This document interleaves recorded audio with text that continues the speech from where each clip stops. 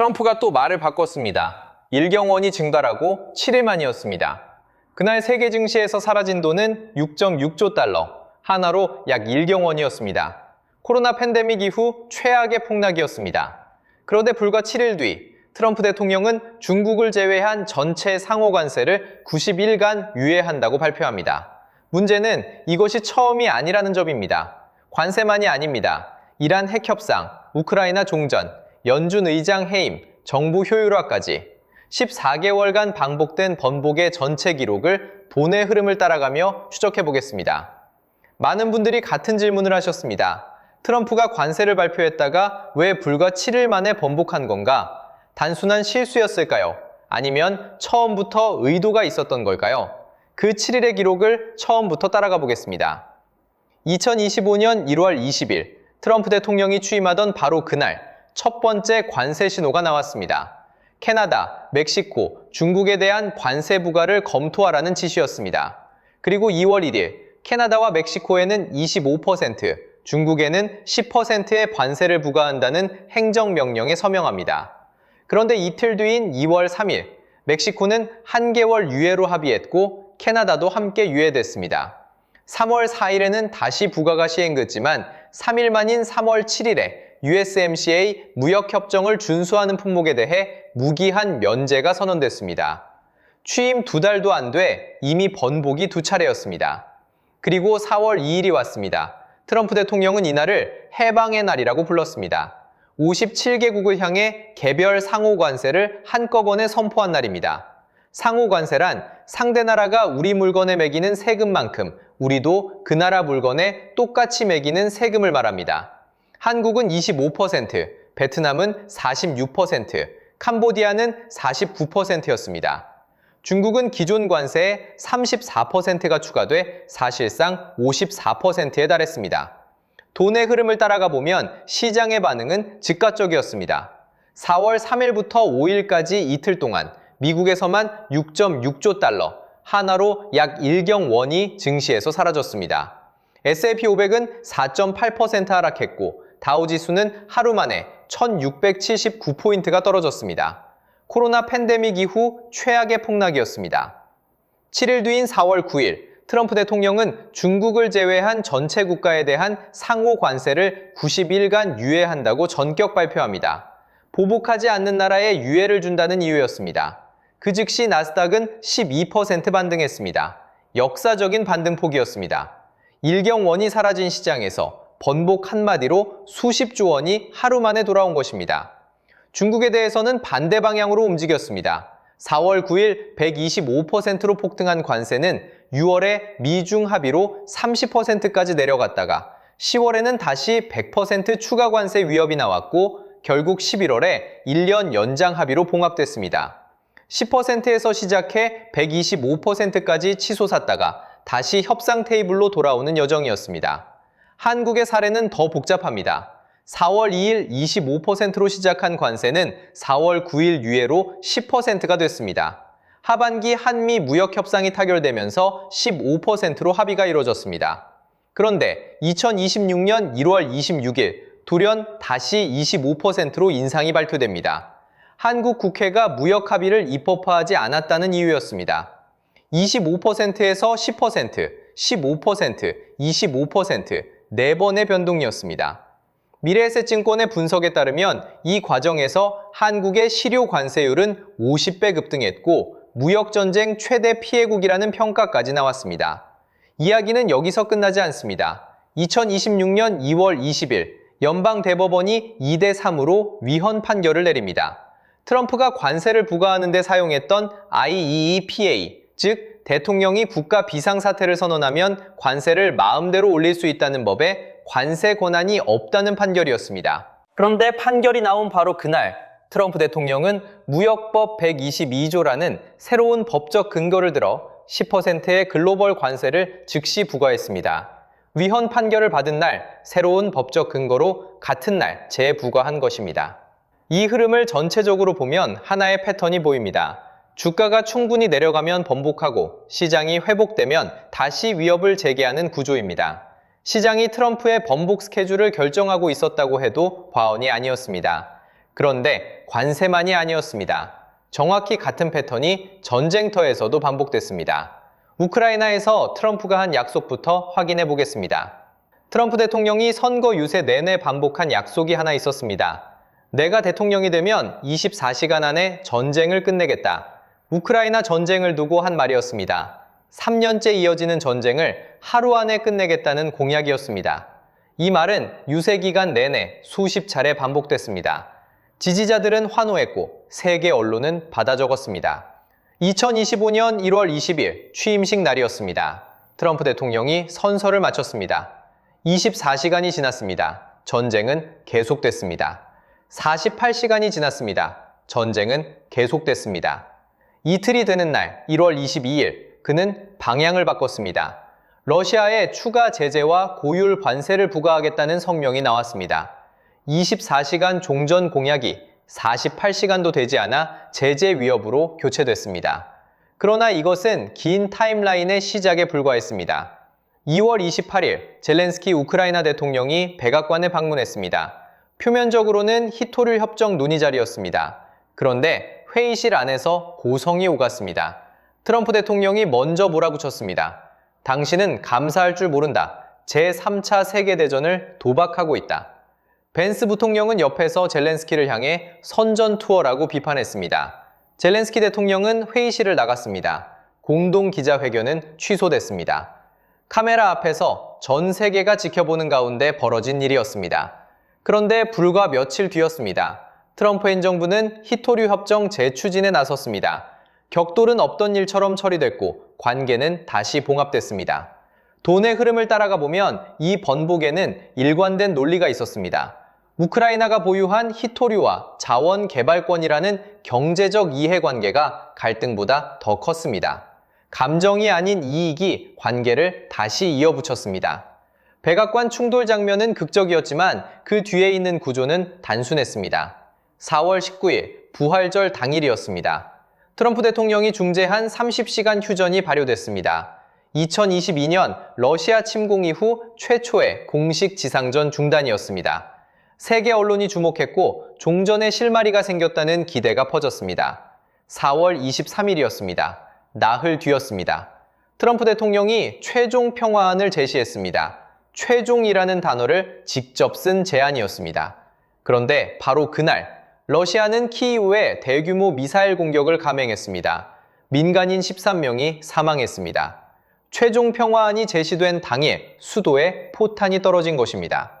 11월 20일 트럼프 행정부는 28개 조항으로 구성된 새로운 평화안을 공개했습니다. 우크라이나가 동부 영토를 추가로 양보하고 군대 규모의 상한을 두며 나토 가입을 영구히 포기하는 내용이 담겼습니다. 그리고 기한도 설정했습니다. 추수감사절까지 수용하라는 것이었습니다. 추수감사절이 지났습니다. 러시아도 거부했고 우크라이나도 거부했습니다.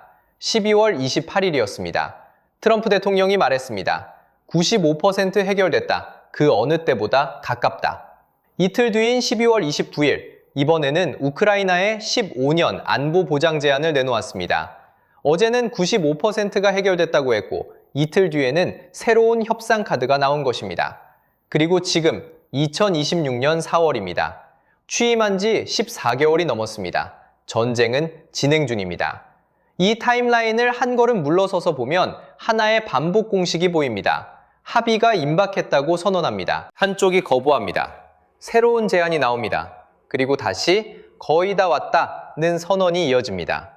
결승선을 먼저 선언하고 출발선으로 돌아오는 마라톤입니다. 그것도 여러 번 반복됐습니다. 24시간 종전이라는 공약은 결국 14개월짜리 타임라인이 됐습니다. 매번 종착점이라고 했고 매번 새로운 출발점이 생겼습니다. 이 반복 속에서 황당함은 분노가 됐고 분노는 피로감으로 굳었습니다. 기대 자체를 내려놓게 만드는 피로감이었습니다. 그리고 이 피로감은 다음에 벌어질 일을 예고하는 복선이기도 했습니다. 그리고 이 패턴은 훨씬 더 위험한 곳에서도 반복됐습니다. 이번엔 핵을 가진 나라가 상대였습니다. 이란입니다.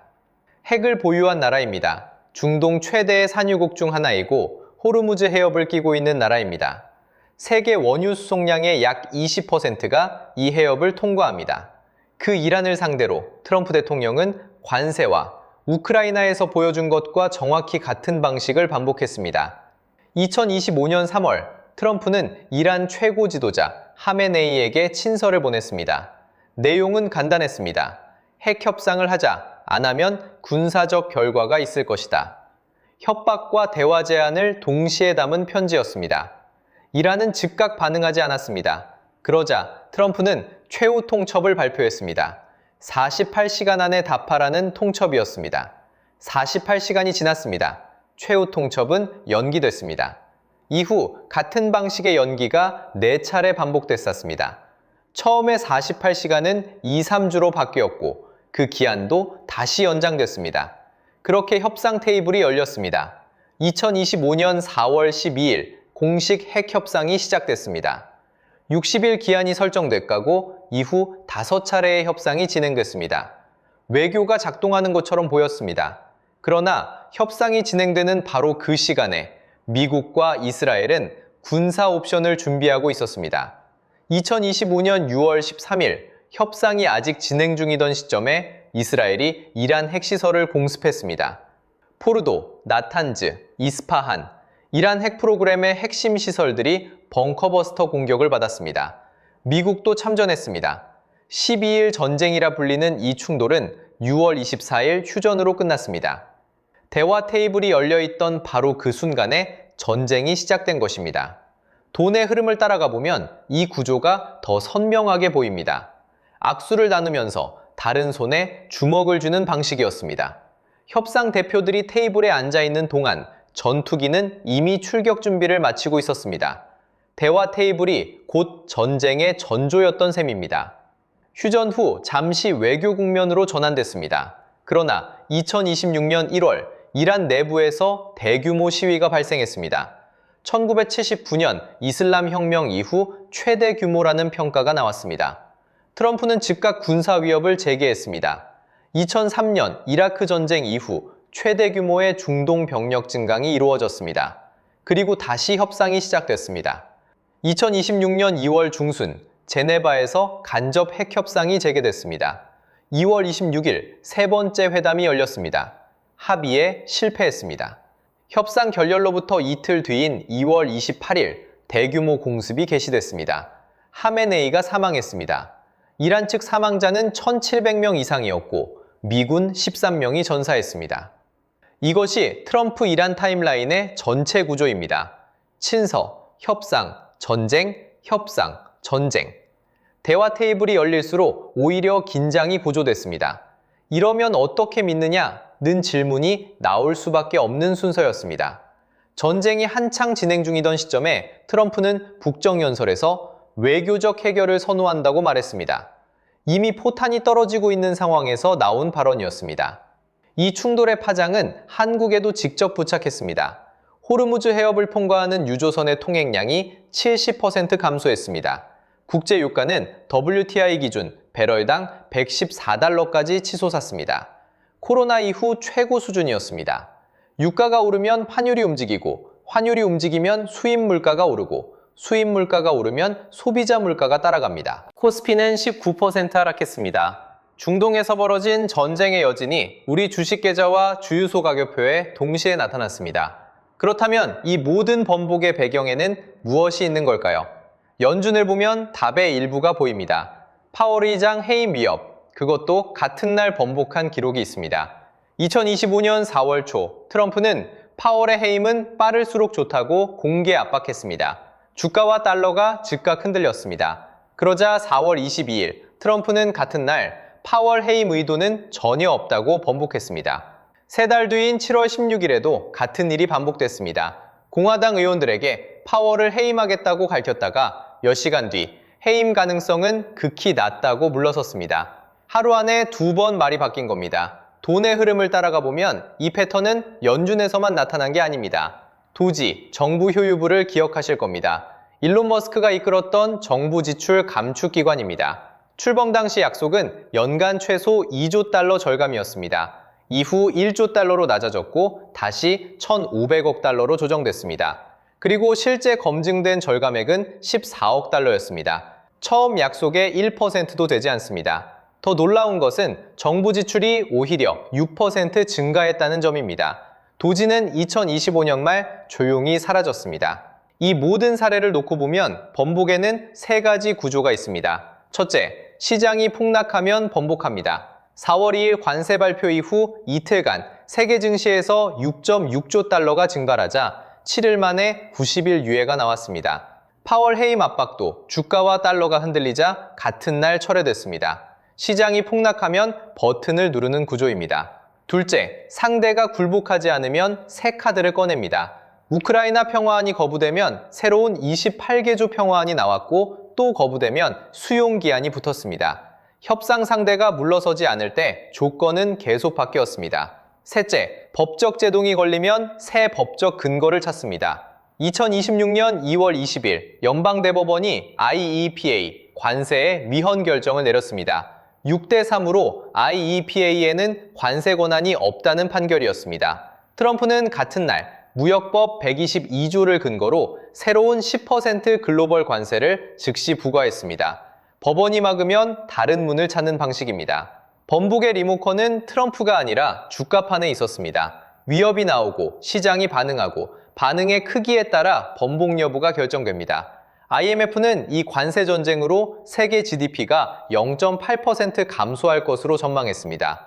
트럼프 취임 100일 기준 S&P 500은 7.8% 하락했습니다. 수십 년 만에 가장 나쁜 출발이었습니다. 기업들은 투자 계획을 세우지 못하고 시장 전체가 다음 번복은 언제인가를 계산하며 움직이는 구조가 됐습니다. 그리고 한국은 이 구조에서 가장 취약한 위치에 있었습니다.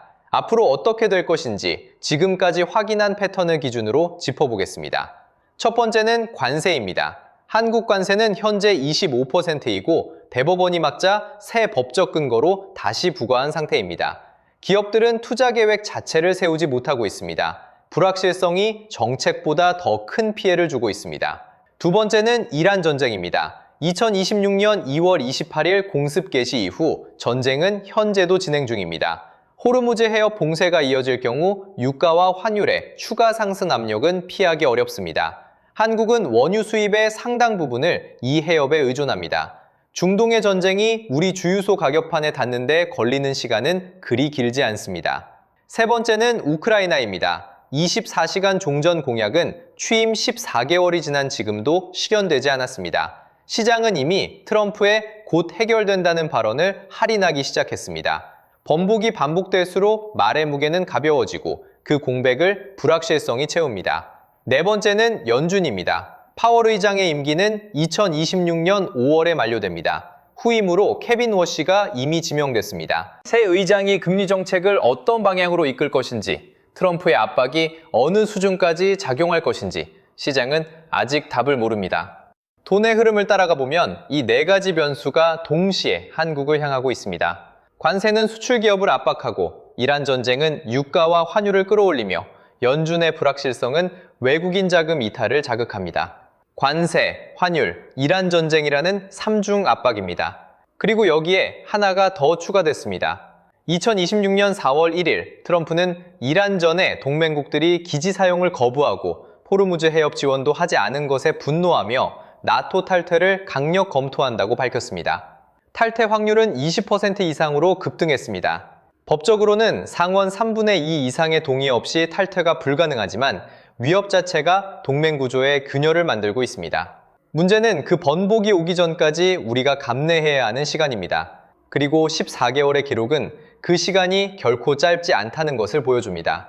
14개월간의 번복은 무작위가 아니었습니다. 시장이 폭락하면 번복하고 법원이 제동을 걸면 새 법적 근거를 찾고 상대가 굴복하지 않으면 다른 카드를 꺼냈습니다. 패턴이 있었습니다. 그리고 그 파장이 가장 크게 닿은 곳 중 하나가 한국이었습니다. 관세는 4번 바뀌었고 이란 전쟁으로 유가는 40% 급등했으며 환율은 17년 만에 최고치를 찍었습니다. 번복의 파장이 우리 일상에 도착하는 데 걸린 시간은 단 며칠이었습니다. 다음 번복은 예측 가능합니다. 시장이 충분히 무너지면 그는 또 버튼을 누를 것입니다. 돈의 흐름을 따라가 보면 번복의 이유는 언제나 같은 곳에 있었습니다. 이 채널에서는 앞으로도 돈의 흐름으로 세상을 읽는 영상을 계속 만들어 갑니다. 구독과 알림 설정을 해두시면 다음 영상을 놓치지 않으실 수 있습니다. 다음 영상에서는 이 번복의 파장이 한국 수출과 환율에 구체적으로 어떤 경로로 연결되는지 그 구조를 따라가 보겠습니다.